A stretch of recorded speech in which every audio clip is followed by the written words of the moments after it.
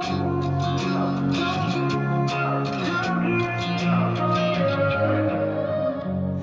on stage to 20,000 people is a bit of a huge rush, and you know your year 7 girlfriend breaks your heart, so you write a little song. So obviously this might be a bit controversial, but so yeah. It was like, oh, I've got this superpower. I've got this superpower, yeah. And the colours just changed from week to week, month to month, and by the end of it there was a bit of a playful, cheeky style throughout the work, so that's why the exhibition is called Tease.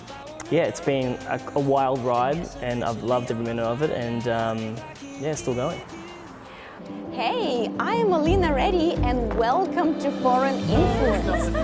It was a wild experience. Something clicked in me, and I didn't want to be average anymore. What I love about the dragon is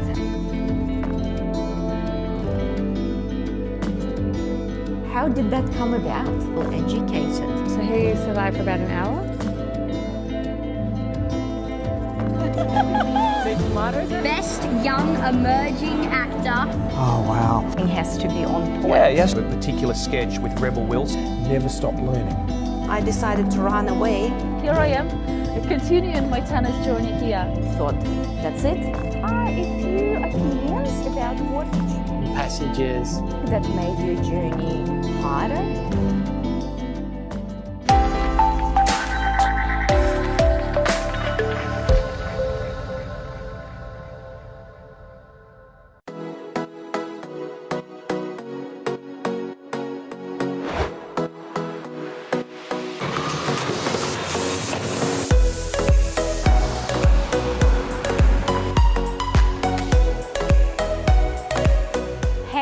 This is Alina Reddy, and you're watching Foreign Influence. We are visiting Compendium Gallery to have a chat with Chris Watts, who is an Australian artist and a musician. And his slogan in life is all or nothing.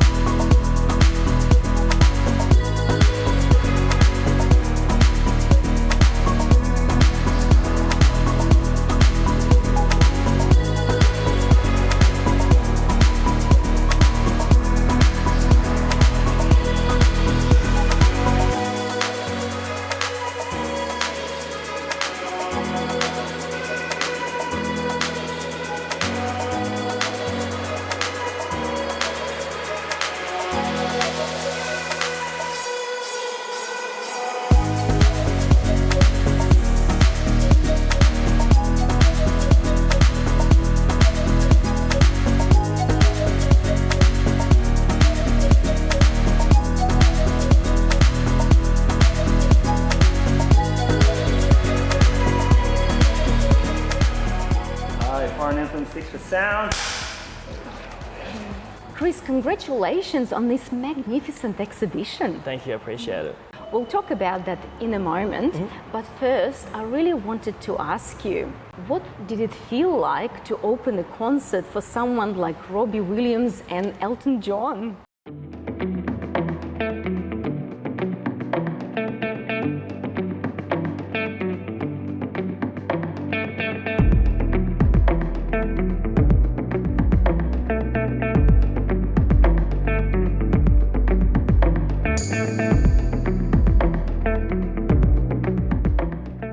It was a big deal at the time. It was definitely like a career highlight, and going on stage to 20,000 people is a bit of a huge rush. And 20,000? The adrenaline's crazy, yeah. It was a career highlight, and I got to meet Elton after the show. He came over to have a chat to myself and my band, and he said, hey, I said, hey, I'm Chris, and he said, yeah, I know. So the fact they actually knew who I was pretty cool.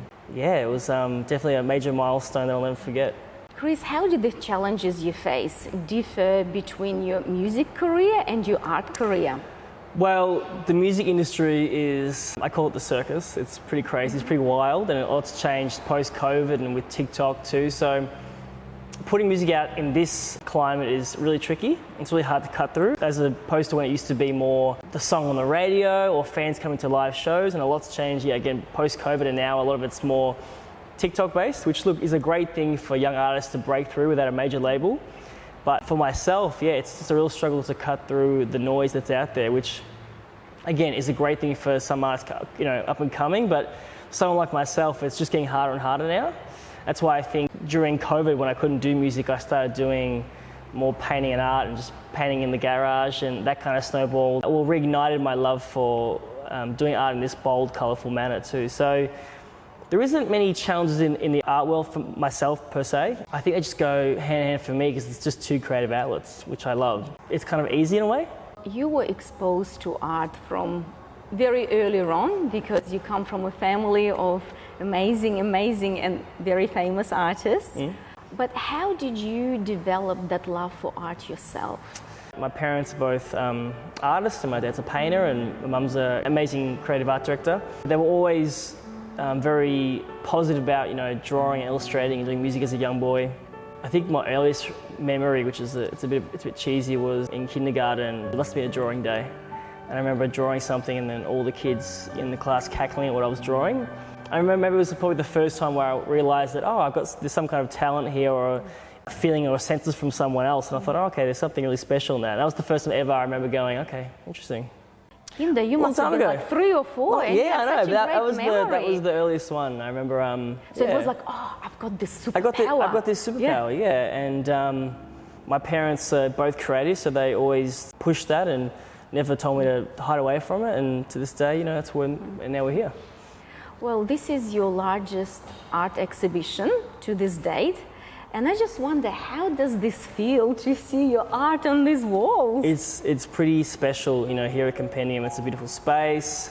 These paintings have been sitting in bubble wrap for months and months and months. So to see them all back out here in the one open space is just really beautiful. It's a really nice, I almost can't describe it. It's a peaceful, it's just nice to have them breathed, I think it's a celebration. It's a yes, celebration correct, of your hard work, your creativity, and your vision. Yeah, for sure. That's a good way to put it. What inspired you to create this collection? There wasn't really a motif or a style from the beginning. I think one of the first ones was race car driver behind me. With number 7. Number 7. From there, the colours just changed from week to week, month to month, and by the end of it, there was a bit of a playful, cheeky style throughout the works. That's why the exhibition is called Tease. I love the name. Thank you. How did you come up with the name? I think if you see a few of the pieces on the wall, I think people will piece together why it's a bit of a tease. But one of my biggest inspirations is Andy Warhol and what he did with his colour and his pop art. You can definitely see that throughout all the work. I just think what he did at the time was really striking. And when I was a young kid and I saw his Marilyn Monroe pieces. It was revolutionary. Yeah, it was at that time. It was crazy, and it's funny how decades later I'm born and then I see it and I still have the same reaction. So I think his work lives on post him being passed away. But seeing his Marilyn Monroe pieces and how colourful they were, and I loved how there was your clean one, which was Marilyn's blonde hair and pink face and beautiful blue background. And then there was the different ones that were wrong. There was a black and there was a gold and there was a silver in the wrong places, and I thought that was so interesting. I almost liked the wrong ones more than the perfect one, and I think that's what you see in this work, that all the style and the skin colours and tones is different and wrong, which I love. Well, to me it actually looks perfect. Like I wouldn't even think that it's wrong. I'll take that, yeah.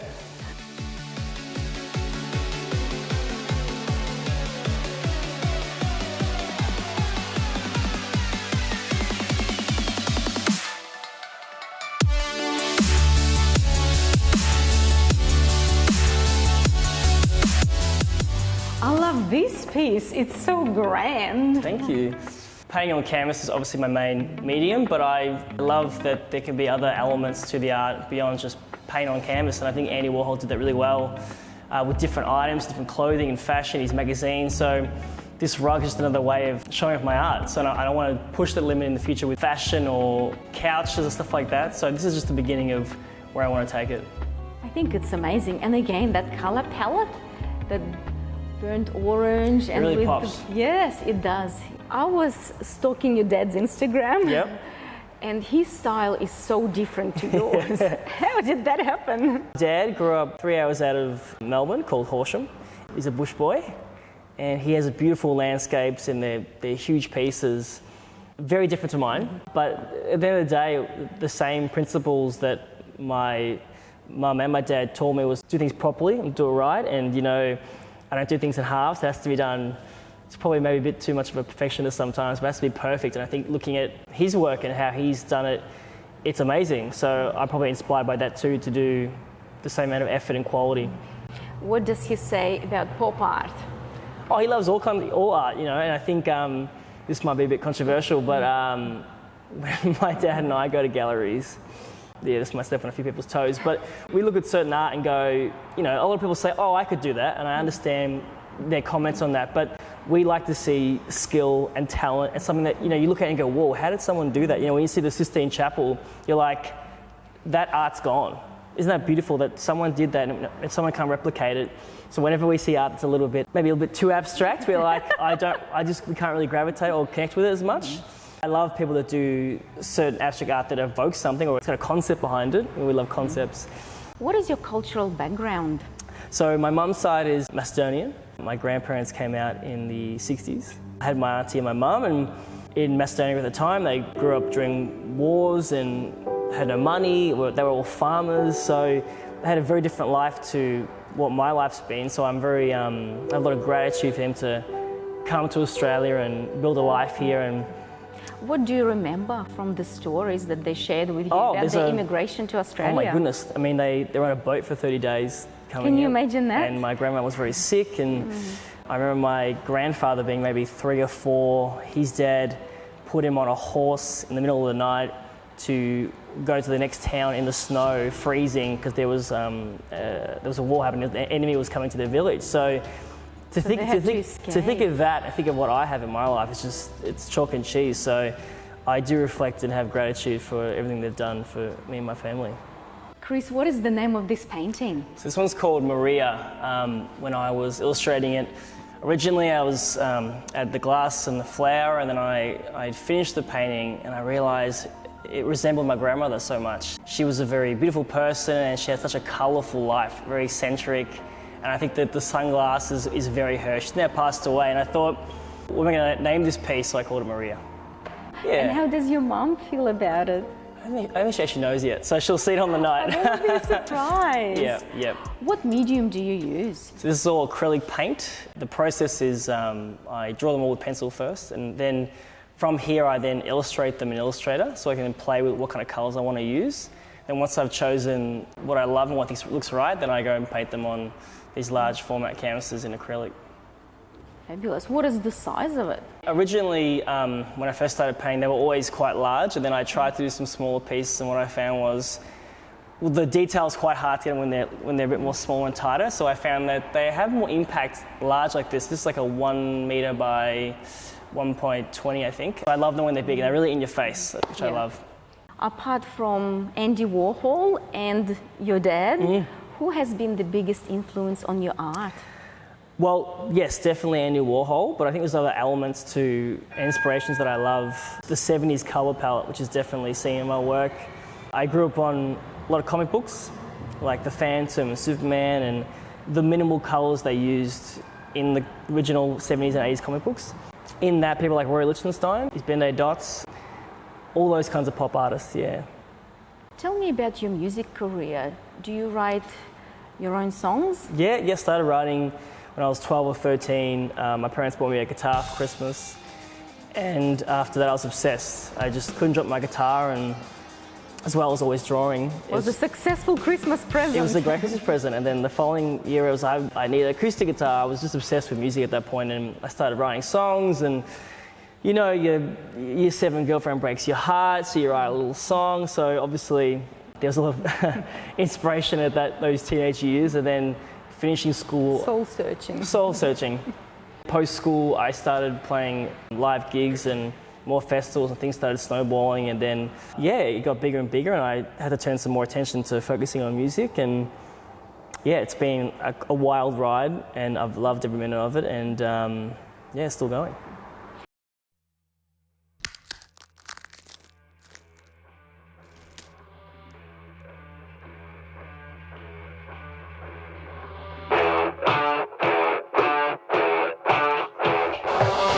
Dripping watermelon all over the floor. We make a mess of it, then we come back for more. This back and forth, it takes its toll.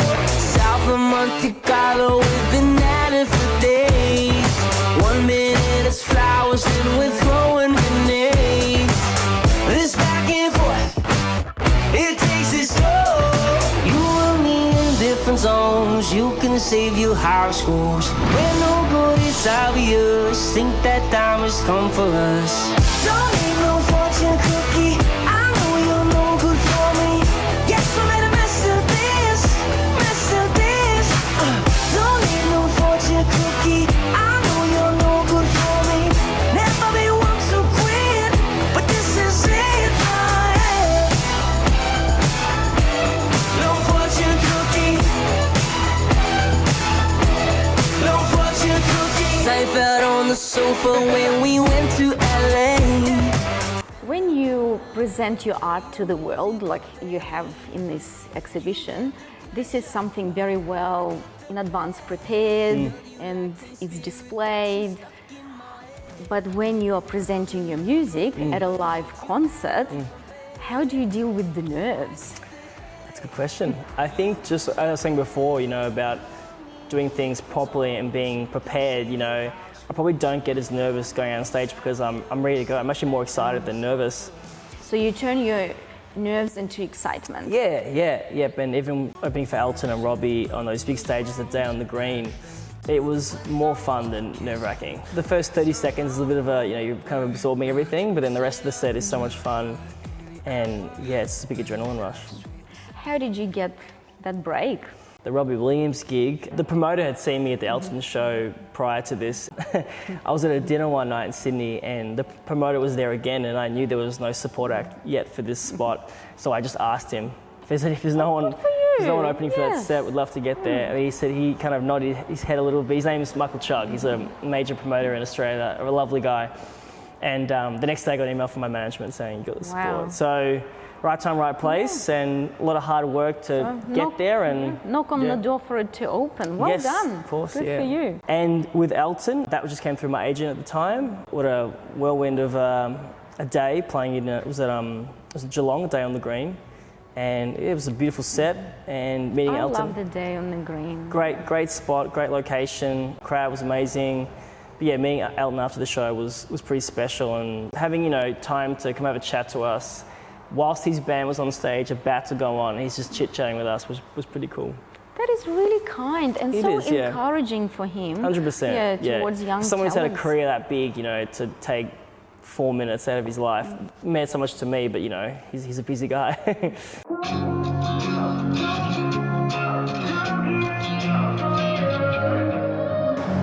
Let me kiss your neck just one last time. Or maybe go for one last morning drive. And tell me, is this goodbye in front of that airport line? Yeah. Let me kiss your neck just one last time. Tickets in the back of my bag now. I don't know if I wanna come down. I guess eventually I'ma find. Do you have a band that you practice? I play with many band members. Funny enough, my last gig opening for Conrad Sewell here in Melbourne, my dad played drums because he's also a drummer too. So when I was a bit younger, it was more my friends and stuff, but now that I'm older, to play with my dad's pretty special, and he's a musician as well, so the whole family's pretty creative. I find this incredible how much connection you have with your family, that you are in art industry together and you work together with your mom. Yeah, so my parents have had a design agency for 35 years, so they met at Ballarat studying design and then started their own graphic design studio in the time when there wasn't many studios around. And slowly built up their work, and then when I was at high school I was like, oh, maybe I'll do graphic design, maybe I'll do art, maybe I'll do music. So I kind of just fell into the family business by accident a little bit and then never left. And then apart from painting and doing music, I love graphic design. I love the commercial aspect of that side too, and branding. So working alongside, my parents have been amazing, and my mum's an incredible art director, and yeah, I take a lot of inspiration from them. Do you have any siblings? I have a brother. He's a little bit creative. He's a good photographer. He's actually a pilot. Oh, so he's wow. the totally other side. Okay. Yeah, he's a Qantas pilot. Oh. It's handy for us that need flights. Yeah. For sure. Yeah. Where and how people can see you perform your music? Based here in Melbourne, so I play a lot of Melbourne shows. My management's based in Los Angeles, so could be some stuff in the States one day. But for the time being, there's nothing on the cards right now, but there should be some more shows later this year. And I love how you sign it. Thank you. Yeah. Well, signature can be very, very tricky. Yeah, it's actually changed from the beginning a little bit. Yeah, slightly. Mm-hmm. Yeah. What made you change your signature? Just didn't like the first one. Still wasn't happy with it. Is this a lollipop? It's a lollipop. It's a little more playful, and I think the name of the show being Tease. I saw there were certain paintings that had a playful nature to them. That's why it's called Tease. And with this one, there's a lot of those beautiful mustardy, burnt orangey kind of yellow colours that you see in a lot of the 70s colour palette. That's what I love, so you'll definitely see a lot of yellow throughout the show. Where do you see yourself in 5 years? I see myself in 5 years, obviously doing this, and I love painting. I love painting these pieces on acrylic and keeping them larger than life, but I've been thinking lately, I'm like, how can I make this even bigger or on a grander scale? And I'd love to do some more installation, and the bowl behind me is just like, a little taste into that world of inflatables, and maybe doing something even bigger than that would be pretty fun. So I think taking it to another level again. And in 5 years' time, just taking it out another level, and obviously doing more music and bringing out more singles, and just constantly always being creative. I am very excited for your future. Thank you. Thank you so much for your time. Thank you. Elle, thank you so much for having us in your beautiful gallery. Thank you for coming, and I hope you enjoyed Chris Watts' exhibition. As a curator of this gallery, how do you decide who is going to exhibit? That's a tough one, but I guess it just comes down to a gut feeling that I think the audience for High Street Armidale, people that are walking past, that come in, will enjoy the show. And it's also a combination, because I'm not sure if you know, but downstairs there's a tattoo studio. I did pop in to see that, yes. So, very busy. Yeah, there's always a lot of activity downstairs, and the clientele usually walk through the gallery down into the studio. So it's kind of a juggle for me to select artists that I think everyone will like. So from exhibition to exhibition, we might have more of a pop art show like Chris's, or we might have, maybe in a winter show, we might do something more gothic and dark to suit the tattoo clientele. And in summer, we might go back to something bright and happy to suit the moods of people walking through, to see what else we have on exhibition. You have been in the art industry for a very long time. Please tell us a little bit about that. Well, I've grown up around galleries and art. My mum is an artist. She's an oil painter, and she studied in Russia.